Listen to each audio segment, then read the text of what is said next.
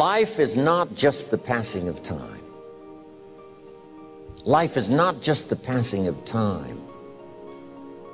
Life is a collection of experiences, their frequency,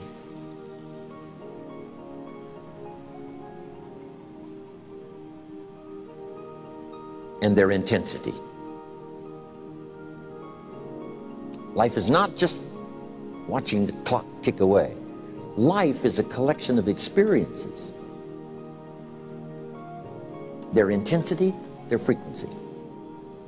When my friend Mark died at age 44, someone says, that's young to die. But what if he lived 4 lifetimes in one? It might not be too young. So here's whatever the span of your life turns out to be, here's what you want to fill it up with: experiences and the intensity of those experiences.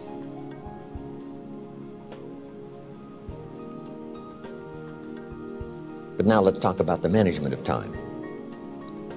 Here's one of the best ones. We covered earlier. When should you start building this hotel? Answer: as soon as you have it finished. Now jot this one down on time management. When should you start the day? As soon as you have it finished. Plan the day the best you can, leaving plenty of room for improvising and surprises and all the stuff that happens during the course of the day. But if you've planned a good, productive day, now you start that day, you can't believe how much more valuable your time will be. Don't start the day until you have it finished. Now here's the next one. Don't start the week until you've had it finished. Now to lay out a week is a pretty good challenge. Next, don't start the month until you have it finished. The places to go and the people to see and the productivity and the sales and the customers and the development and all the rest of what you want to accomplish during the course of 30 days. Don't start the month till it's finished. And then here's the big one.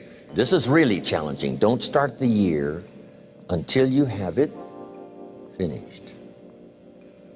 To the best of your ability. It can't be finished like minute by minute. But in terms of the sweep of what you want to accomplish in the year 2002, make sure that that's set and ready to go by the time January 1st rolls around. And it might get all upset. It might get torn up and you do a new one. You make so much progress the first 90 days that now you've multiplied it all by 2, by 3. Because that happened to me.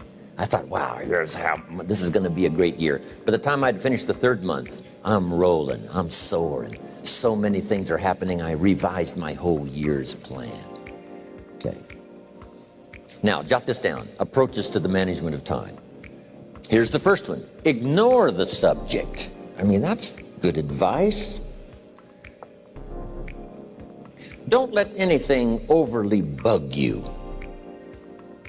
Because remember now, you don't have to do anything. Someone says, well, I got to get a handle on my time. The answer is no, you don't. If you want to let it all go, you can let it all go. I mean, this is good advice. Somebody says, you ought, you ought, you ought. Jot this down. Ignore all the you oughts or you should.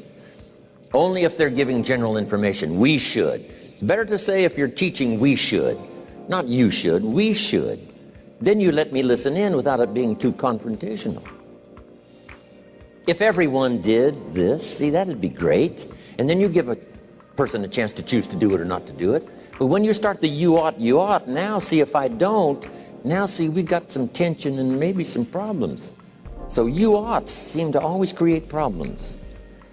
When you're talking to your kids, you say, no, if kids would do this, not always saying if you did this, life would be better. But if kids did this, life would be better. It's like making a little talk and letting them listen in. And then it's a little less confrontational. It gives us a choice. In one of my seminars, here's what I teach. All life form strives to the max of its potential except human beings. All life form strives to the max of its potential except human beings. How tall will a tree grow? As tall as it possibly can. You never heard of a tree growing half as high as it could. No, trees don't grow half. A tree drives its roots as deep as it can.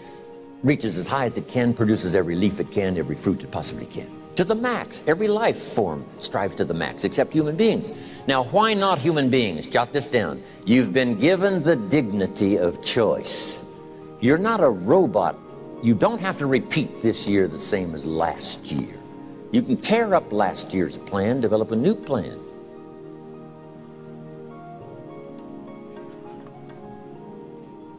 So, the dignity of being a human being. Now, here's the choice on being a human being. To be part of all we were meant to be, or to be all. To strive for all, or half, or part, or some. The choice is up to you. To develop one skill or 10 skills. Someone says, well, I'd be happy with just one more language. Well, some say, hey, I'm going to learn 6 or 7. And this is all a matter of choice. And when someone says, no, you ought to learn 4, you've got to resist all that. Because this is personal dignity. And you don't want to destroy someone's dignity by doing all the oughts, and then they feel reluctant to do it. Now we've got problems. So if you want to, just ignore this subject on time management. Now here's the next one. Step down to something easier.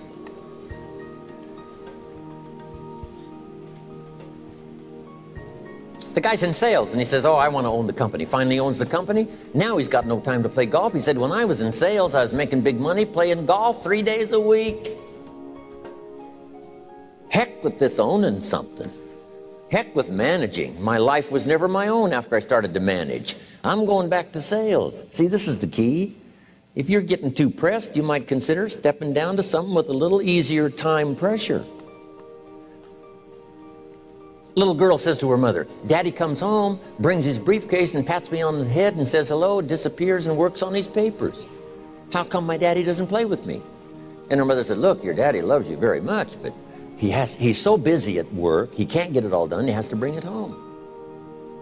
He loves you, but that's why he can't play with you. And the little girl said, why don't they just put him in a slower group? So, jot this down now. If you don't have time for your kids, you might consider joining a slower group. Remember when I said some things I went for cost me too much? So reconsider.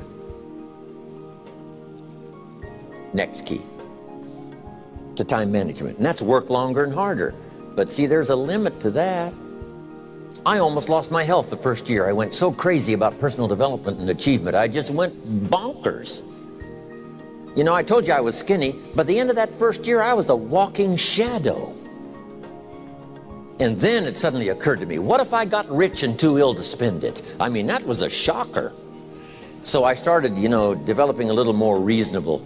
Because I said, if 12 hours won't do it, I'll work 14. If that won't do it, I'll work 18. I mean, how many hours it takes. And sure enough, it cost me too much. So see, working longer and harder for some might be appropriate. If you're just sitting around not doing that much, this might be good, work longer and harder. But you can only work so hard. Here's the key, not to work harder, but smarter. When you've worked as hard as you can, doing the best you can in terms of physical output in the time, reasonable time. Now here's the ultimate in the management of time, and that is you simply become more skillful. When I first got into sales, I was around people that could get, 9 out of 10, 8 out of 10. And when I first started, I could only get 1 out of 10. But here's what I did. I worked around the clock, so that I would make up in numbers what I lacked in skill. That's good in sales. You got to jot that down. When you're new, you make up in numbers what you lack in skill. Now, when you become more skillful, the numbers can go down because now your persuasive ability and all of that is now so high that you don't need to put as many numbers out. But at first, if you want to compete or if you want to really get good, you've got to put in the numbers. But if you get more from yourself, develop more of yourself, now the time management becomes an easier task. Now here's the next thing. Either you run the project or it runs you. I've found out when you start something, at first you're in charge. All of a sudden, a year later, it's in charge. Some of the companies I started, I'm telling you, I'm in control. A couple of years later, I'm out of control. At first, I've got it on the run. 2 years later, it's got me on the run. Haven't got enough time. I'm dizzy with trying to get it all done. So here's part of the key, and that's to get in charge. Say, I'm going to take charge of my health. One of my albums is entitled, Take Charge of Your Life. Take charge of your time. Take charge of your resources, which we're going to talk about next. Take charge of your health. You're the one that's responsible for it. It's not a requirement of society that you not have a heart attack and take care of your family. That's not a requirement of society, but you must make it a requirement of yourself. Society doesn't require that you build a financial wall around your family nothing can get through. That's not a requirement of society. It's a requirement you impose on yourself to build a financial wall around your family nothing can get through. So impose on yourself this self-development of being in charge, taking charge of your life and your health and your future and your responsibilities and all the rest. Next, reasonable time is enough time to achieve all of your goals. Just jot that down. Reasonable time is enough time. I had to learn that. Reasonable time is enough time.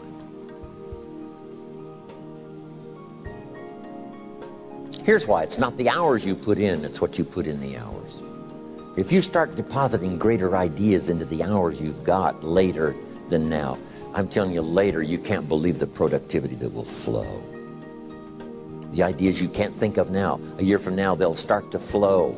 And when you deposit those ideas in the hours you've got, productivity multiplies by 2, 3, 5, 10. Next, time management essential. We've already covered the first one, a written set of goals. And then do priorities on your goals. What's important this week? What's important this month? Here's the next one. Often review. Just go over your goals to make sure that your list is working for you. It's got you inspired. It's got you turned on.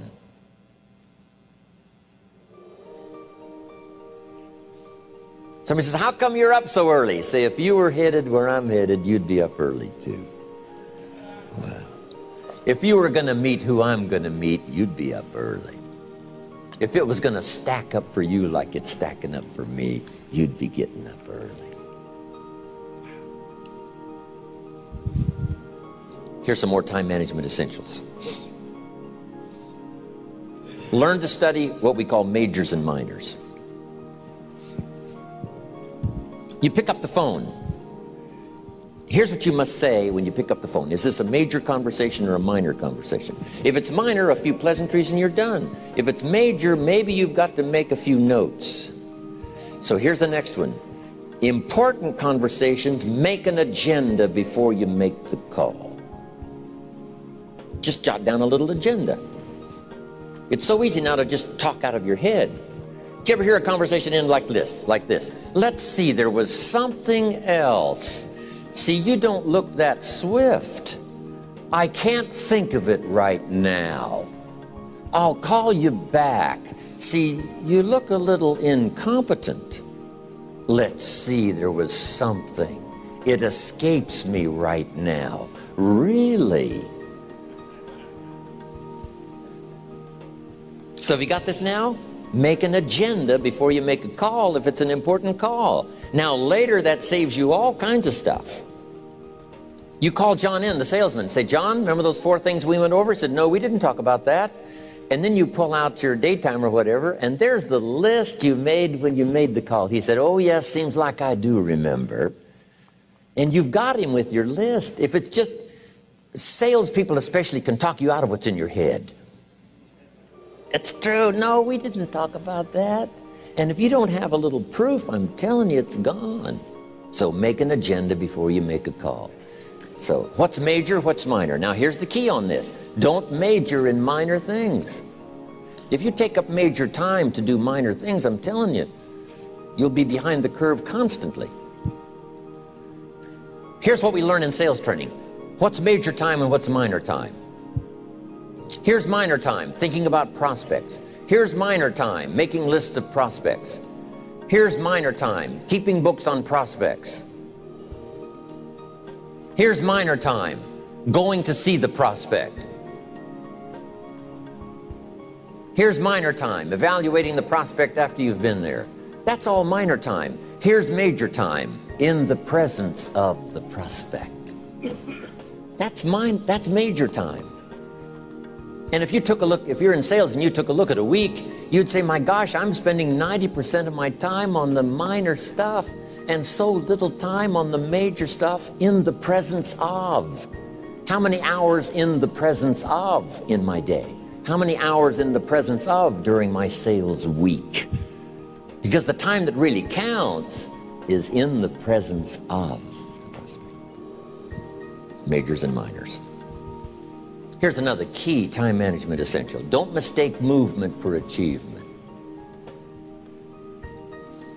It's easy to get faked out by being busy. Guy comes home at night all exhausted, falls in the chair and says, oh, I've been going. Here's the big question. Doing what? It's not the going. Some people are going, and they're doing figure eights. Their progress is small. So don't mistake movement for achievement. Here's another one in sales we learned. Don't mistake courtesy for consent. If somebody's pleasant and they nod, you say, oh, they're going to buy. No, they're courteous. You can't mistake courtesy for consent.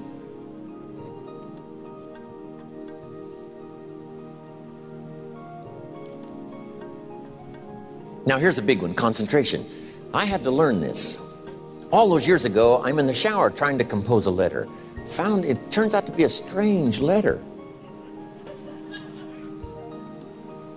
So here's what I learned to do. Save the work till you get to the office. Save the work till you get to the work. Don't try to get to the office on the way to work. On the way to work, enjoy the way. In the shower, enjoy the shower. Then go to work when you get to work. I found this to be helpful. Concentration. Here's another big one. Learn to say no. I'm telling you, in such a social society we have now, it's so easy to try to be a nice person, saying yes to everything. Find yourself overloaded. Now you got to call and make the, well, gosh, you know, all the time it takes to back out of something that you said yes to too quickly. Here's what might be better. I don't think so, but if that changes, I'll call you. Little things you can use not to overcommit yourself. My friend Ron Reynolds says, don't let your mouth overload your back. It's a good one. Now here's a big one on time management. When you work, when you play, don't mix the two. Don't work at play. I used to take my family to the beach and I would bring my briefcase.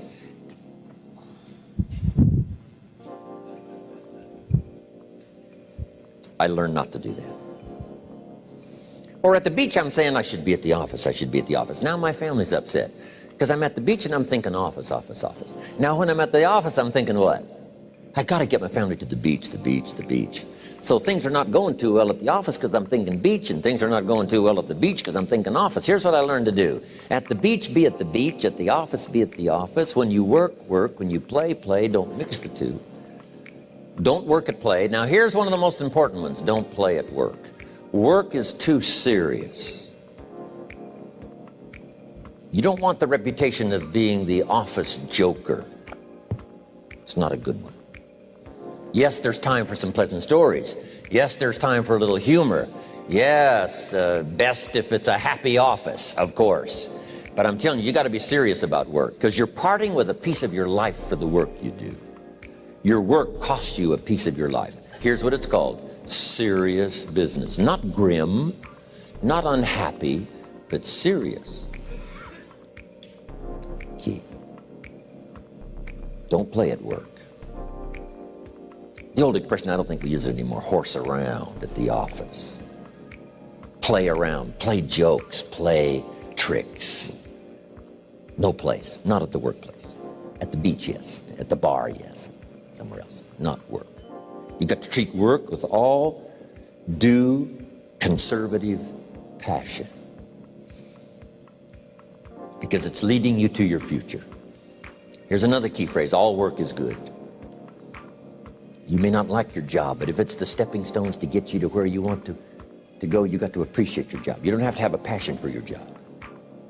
Here's the ultimate passion, a passion for incredible success in every department of my life. That's the passion. But don't look down on some menial job you have to do to finally get you to where you want to go. No job is menial. No job is not, every job is noble.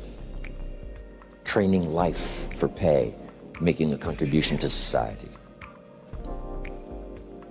Next, analyze how you are. And if you have some weaknesses, if you can't, doesn't seem like you can change, here's the key, get it covered. I used to keep promising myself I'd keep the books, keep the books, keep the books. Finally, I gave that up. And back then, it only took me an extra $50, $60 a month for some accountant to keep the books. I said, no, I'm going to save the $50. You can't believe what I started losing in productivity because I tried to save the $50. So the key is, a lot of the time you can stay like you are, but just make sure you get it covered. Okay. Next, beware of the telephone and all other systems of communication, especially the telephone at home and systems of communication at home. And here's one of the best lines I've got for you for the weekend. Let all communication systems serve you, but don't let them intrude.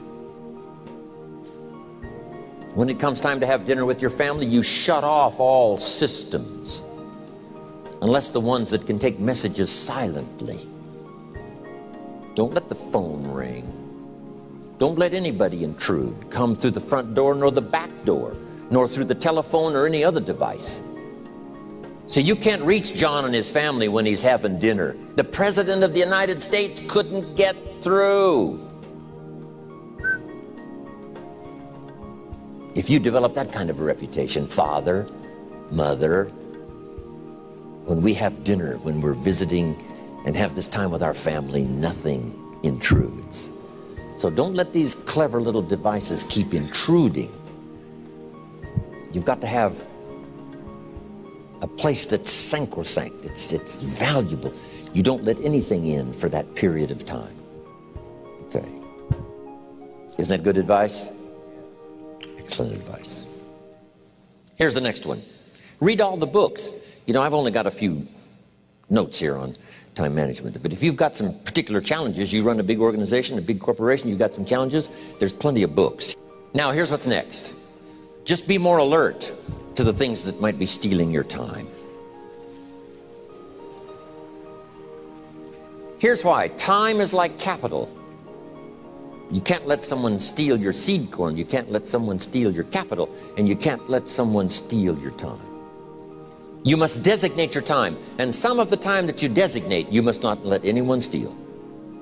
Casual time, you might let someone intrude and steal a little bit and take a little bit, but not serious time. Key. Next, one of the great time management savers is to learn to ask questions up front. Sometimes you talk to somebody for an hour, and then you ask questions and find out if you would have asked those questions up front, you could have saved yourself an hour. Asking questions up front helps you to get to the problem now. But if you just launch into some discourse, you might waste 30 minutes, waste an hour, when here's what you should have been talking about. After you finished an hour, you say, John, what's really the problem? He said, well, it's something personal. See, that's what you should have been talking about this whole hour. Key. Next, learn to think on paper. Now we're going to take a break. Some ways to think on paper. One, we've covered one. Solving problems. Take it out of your head and put it on paper. Another one is setting goals. Making these lists we've already started. Here's another good way to think on paper. It's a projects book. Each person you're working with and each project you're working on, get a loose leaf binder and a tab and some pieces of paper behind the tab and do a little continual summary of how it's going between you and that person and between you and that project. I call it a projects book. It is so useful to me. But what's going on between you and this person? When you last got together, what did you talk about? And you got a few notes there. Here's what we talked about the last time we got together. Now when you get together again, you can review that so you'll know better what to talk about. When the president gets ready to travel and he's going to meet some important people, guess what they bring him? All these briefing books. Right? The last time you were with Khrushchev, Kennedy is informed. Here's what he said and here's what you said. Kennedy said, oh, that's valuable. I need to remember that. If a person is important, it's worth a little running account. You might even have a projects book for your children. Here's what's happening between me and my child. We've talked about this, and we've talked about this, and we've talked about this. Next, a day timer. Keeping track of all of your appointments. You know, mine is all filled with, you know, when to catch an airplane and when to do a seminar, and when to sit down and have a conference, all the rest. Next is a game plan. You know, if you've got a house and the, insurance is going to come due and some other things are going to come due, you just put it on a spreadsheet and make sure it's taken care of. Key phrase, take things out of your head and put them on paper. And the key is to just experiment with different ways that helps you to do that. Now here's the last one, thinking on paper, and that's to keep a journal. One of the things I'm known for around the world, have been now for 39, 40 years, is keeping a journal. Now my journal is not a, it's not necessarily it's not like a diary. It might be part diary. I'm flying over Ireland and I write down a few little things that impress me. Today I met this person. Wow, what an extraordinary event. Today I conducted this seminar in Rome. 1,000 people stood up and sang for me. I've got a little bit of a diary in there. But here's what primarily your journal is for. Collecting good ideas. A journal is to collect good ideas on your health, good ideas for your business, good ideas for your future, good ideas for time management. Because I used to take notes on pieces of paper and torn off corners and backs of old envelopes and restaurant placemats. And I threw all this stuff in a drawer.